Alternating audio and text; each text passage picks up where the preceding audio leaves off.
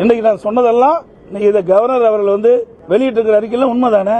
இன்றைக்கு மேதகு ஆளுநர் உரைய அவரே சொல்றாரு, சட்டப்பேரவை தலைவர் சொல்றாரு, அமைச்சரவை தயாரிக்கப்பட்ட அந்த உரையை தான் ஆளுநர் வாசிக்கிறாங்க.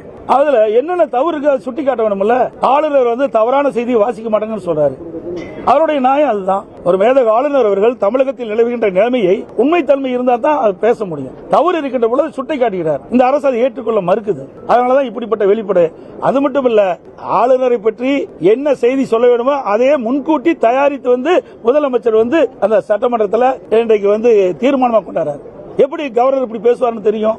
ஆக திட்டமிட்டு இந்த அரசாங்கம் கவர்னர் மீது ஒரு தவறான எண்ணத்தை உருவாக்க வேண்டும் என்ற அடிப்படையில் தான் இன்றைக்கு முதலமைச்சர் அவர்கள் ஒரு அறிக்கையை தயார் பண்ணி தீர்மானமாக கொண்டு சட்டமன்றத்தில் வாசிச்சிருக்காரு. இன்னொன்னு, மேதகு ஆளுநர் உரையில வேற எந்த கருத்து சொல்ல முடியாது. அதுக்கு யாருக்கும் அந்த இது கிடையாது. பாரம்பரியமாக நீங்க பார்க்கின்ற பொழுது மரபு அப்படித்தான். மேதகு ஆளுநர் உரையில ஆளுநர் உரை மட்டும்தான் இடம்பெற வேண்டும். ஆனா முதலமைச்சர் தன்னுடைய கருத்துக்களை இதுல பதிவு செய்யறார். இது எந்த விதத்தில் நியாயம்? மரபை மீறிய செயல்.